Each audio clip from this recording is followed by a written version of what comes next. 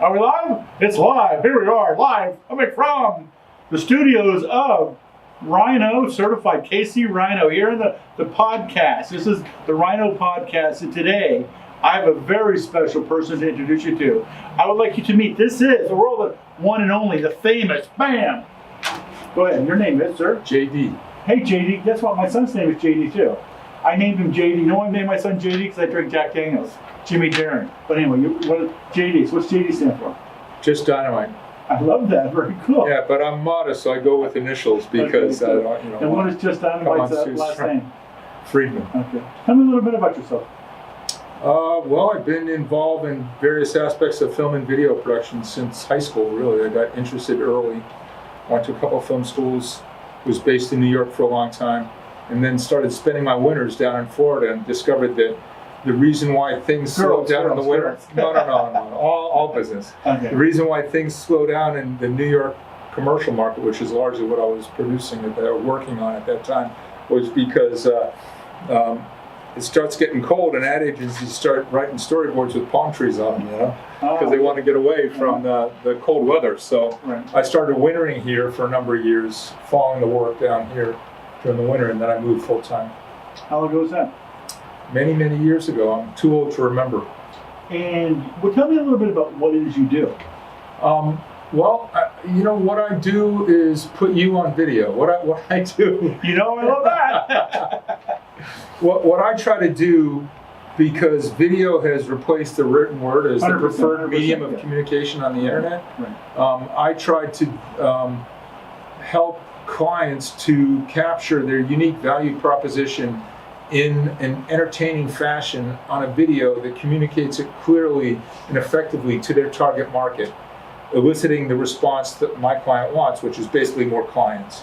And so I think the reason why we decided to partner up is that I'm doing what you're doing, but in a different way. I don't have your incredible personality and your flair for conversation and that you know, sure you do, glowing magnetic capability that you've got, you know, and but I've spent so much time on set that I've learned a few things from some of the best, you know, about how to present a story properly. Now, you said something earlier about the medium has changed, because I've known for over 7 years now, I've been trying to put together and do videos, because I know people would much rather watch a video than read a paragraph, 2 paragraphs. I was sending out newsletters 12, 14 years ago, and they used to get open. All of a sudden, nobody was open anymore. Nobody didn't want to read a long 3 or 4 paragraph, but everybody would watch a 1 or 2 minute video all day long. And so for years I've known about it. I've been building our own little team called To Be Happy, a production that does videos, editing for social media, Instagram, Facebook, stuff like that. But now we're in the real world, and that's your world. Tell me a little bit about your history. I've heard you've done a couple films, something like that? Yeah, I've worked on 25 feature films in various capacities, and tell me a couple. Jaws. The biggest, no. No, I was still in high school when Jaws came out. Okay. The biggest money film I ever worked on was a film called True Lies. No way. Yeah. And, wow, I love that movie. Jamie Lee Curtis. Yeah. And my favorite film of all the films I've ever worked on is the first one I worked on out of film school was a little movie with Susan Sarandon and Christopher Walken, directed by Jonathan Demme, called Who Am I This Time? And it was an adaptation of a Kurt Vonnegut Jr. short story. And actually his daughter, Vicky, worked on the movie in the art department. And the funny thing was, I worked on that film in Chicago, and the next year I had moved to New York, where I was based for 13 years. I'd moved to New York, and I was working on a TV commercial with Kurt Vonnegut Jr. And so at one break, I talked to him about the film. He was very nice, nice guy. Right. And what else did you do besides the movies, stuff like that? Well, yeah, I think the bulk of the work that I cut my teeth on in the business in New York City was TV commercials, big national TV commercials, and corporate videos, and at one point I worked on a lot of too many music videos. Really? Yeah, but Janet Jackson or I did work on a video with Michael Jackson. Did you really? No. Yeah, many years ago. But wait, you learned the moves from you, right? No. But music videos weren't really. I think where I found my sweet spot was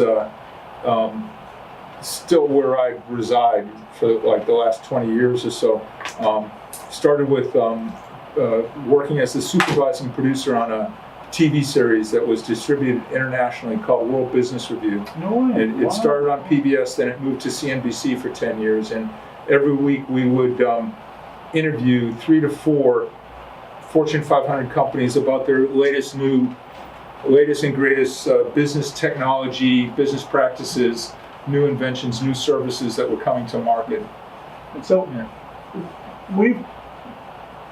we came together, believe it or not. I met this young man. You know where I met him at?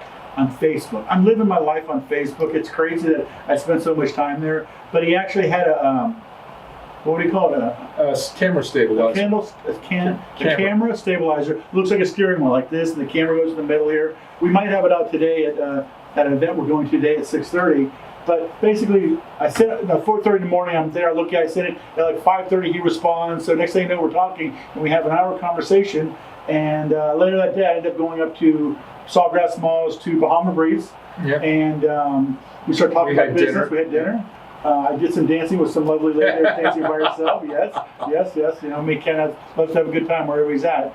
And tell me, what is PHXProductions.tv? Yeah. So we decided to call it Phoenix Productions because I think Kent has, besides a fantastic personality and all the rest of that, he has a great story. You know, I mean, he rose from the ashes of 2008 that buried a lot of us and came back again. And so I said, why don't, we were looking for a name for a production company, and I said, the name has to have a meaning, Right. And that story, that classic story of, rising up again after going through difficult times, suffering travails, and coming back stronger, I thought a lot of independent business people can relate to, because so I mentioned it and he seemed to like that idea. Well, the reason that I like Phoenix anything is because, believe it or not, at least a half a dozen times people called me a Phoenix, and in the beginning I didn't understand what that meant. Is that a good thing or a bad thing? Is that a bird that fly around? But what does Phoenix mean? I know you know about it. Well, the Phoenix rises from the ashes to live again. It's better than it was before. 10 times better, something like that. Yeah, it's sort of like the iron in the fire turns to steel. Right. And after you've gone through some hard lessons in business, if you don't give up, you come back a better businessman. The ones that give up, they weren't cut out for being an independent business person. I mean, I think it's interesting that small business is big business. It's the biggest business as far as number of employees in the United States. It's the biggest driving factor on our economy. The sad part of it is, as hard as independent business people work, 93% of small businesses currently in the U.S. make less than $1 million a year, gross less than $1 million a year. So they've taken on the mantle of working toward their dreams. They're a carpenter or a craftsman or an artist or something. They have something that they knew they were made to do, and they're great at doing that. It doesn't mean they're great at being a business person or being a marketing person, and everybody knows that it's all sales and marketing. That's something you seem to have a natural skill for, and the fact that you want to share it with the world and help to make other people as successful as you've been with the talent you have for not only sales and marketing and networking, but also organization and helping to make the business run more efficiently so that more of the gross falls to the bottom line and these people actually get the rewards they're working for. Everyone wants to do what they love and make a living. I've always said I get paid to play. Right. It doesn't mean I always get paid. Right. It's always playing. Yeah. But wouldn't it be nice to be able to make $1 million doing what you love? To me, it's never about the money. To me, it's about, if you're doing what you love, the money will come. And I've had several businesses, more than a handful. And but talking about 2008, when I lost a company of 22 years, that I would say probably 95% of all successful business owners have had failures. You got to try. Babe Ruth, he didn't get 365 home runs without strike. He actually struck out twice as many times as he hit the ball. But you have to swing. If you're not swinging, you're dying. Okay, Yeah. so yes, I'm not scared to do things. You and I met probably within the last week or so, and we are now in business. We're partners, and It'll be a week tomorrow. It'll That's be a our week first tomorrow, anniversary. right. And by tomorrow, the corporation will be formed, which is Phoenix PHX Productions.tv, not .com.tv, because we are a true video TV production company, and we're taking it to the top. Anybody looking for some video production work for their business, if you're looking for social media, we have it here for To Be Happy Productions. If you need some heavy, real videos, commercial videos, ones that are worthy of Fox Television and NBC, they're here. Now tell me a little bit, what does a normal video, you've been in this business for a long time, what is, not, this isn't what we're charging, but what is a normal rate to do a video for Nissan or Ford or look up on Ad Age, they did an article recently saying that across the board, from, they're still making multi-million-dollar Super Bowl ads, and then there's local markets in Arkansas where they're working for $500 a day or something, Right. but the average across the U.S. for a 30-second spot is $350,000. But wait, $350,000 for a 30-second spot. Yeah, but you're talking about an ad agency, a lot of creative talent, professional actors, a full 30-person crew, Okay. sometimes larger. You may have a techno crane, which is, thousands of dollars a day. It just depends on what's involved, And people don't realize how important this subject is and what is being done here. I remember the day, I remember the year, I don't remember the year, but I remember the ad that changed the world, and that was at a Super Bowl, and it was GoDaddy. Who was GoDaddy? Nobody had any idea what GoDaddy was, but when they had those beautiful women out there doing whatever they were doing, everybody knew what GoDaddy is, and look who GoDaddy is today. They spent probably millions on that commercial. Well, here's the thing.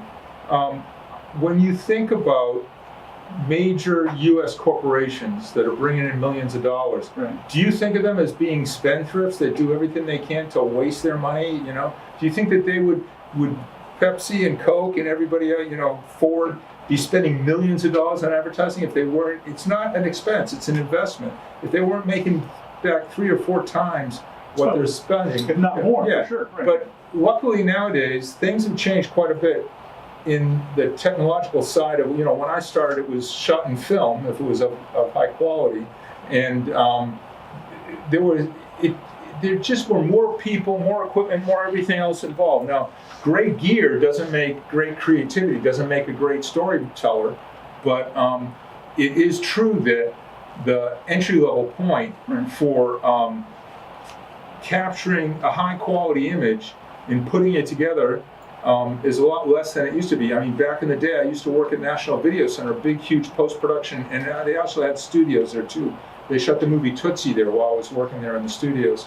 But it used to be $600 to $1,000 an hour to sit in one of those edit suites to edit. You can almost buy an edit system now for what the hourly rate was. So what I'm saying is, for a number of different reasons, things are much more cost effective. So, so we're not going to be $34,000 for a video. It was $350,000. Right. No, I think you still need qualified people. You still listen. Who wants to spend money on airtime or spend money advertising online to put out a bad impression of themselves? 100%. On the web, when you're not dealing with people, high quality video is your bricks and mortar. When you go to a expensive attorney's office and they've got floor-to-ceiling windows and a view of the harbor or something, geez, these guys must, their bricks and mortar speaks for them. That in the same way, anytime you sit someone down in front of a TV screen, whether you realize it or not, with your little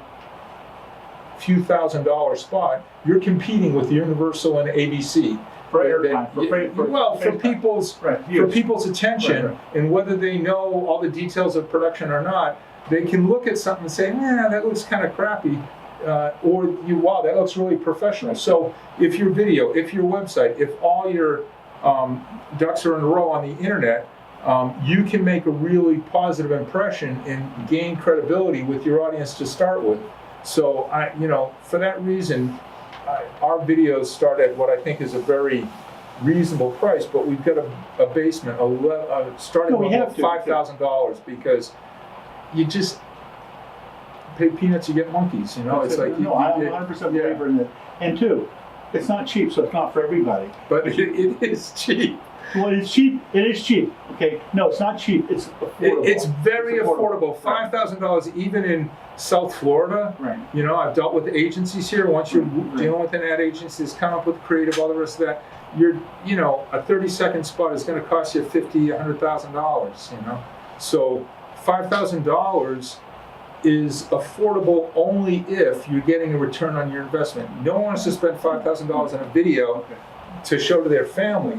But if having that online with your website, with the offering, if it brings eyes to your website and it drives, nothing drives people on the internet like video. Right. So if it's entertaining enough and interesting enough to get people to stop what else they're watching on YouTube or something, to actually watch the entire commercial, then it's going to get you some notice and bring you some money, and it should be able to pay for itself 3 or 4 times over. Why would you spend the money otherwise? Right. So let me ask you this, a really important question. Mm-hmm. Are you doing any more cat videos? I've done one cat video the other day. My dog was sniffing a cat and everything, but no, I don't do cats. We get views without doing cats on our videos, stuff like that. So once again, what your name is? J.D. Friedman. And if somebody needs some work done, how do they reach you? Through PHX Productions. PHX Productions. PHXProductions.tv. Now, it'll be live by Monday next week, or you can reach out to me, Kent Crook. You know how to reach me, 305-321-0852. Or KentCrook.com. That's out there too. Kent in KC Miami. You know how to reach me. If hey, DM me. You know, for a long time I heard that. You didn't know what it was. I had to figure out what does DM me. What does DM mean? DME? DM me. DM me. Yeah. Darn. Go ahead, one you can repeat. I know. Direct message. Direct message. See, us guys here over 35, it's a little difficult for us than this young generation. Excuse me? Over 35? Yeah, right. Hey, you guys come in the camera real quick. Here's my camera crew. They're going to come in and sing real quick. Come on, jump in here. These are the ones that make me look good.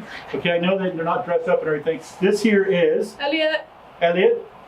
This is Jose. How's it going? These are the D crew, and there's 3 of them. Here's 2 of them. The other one's she's out doing her finals today. She's taking finals in Arabic or something, and a bunch of finals today. But there's actually 3 of them, the D crew, and they're here to take it to the next level. At 6:30 today, we're at an event, a thing at the Biltmore. We got another event tomorrow. The cameras are rolling. We're here. If you want to be on it, come join us. Have a good one. Peace out, guys. Later.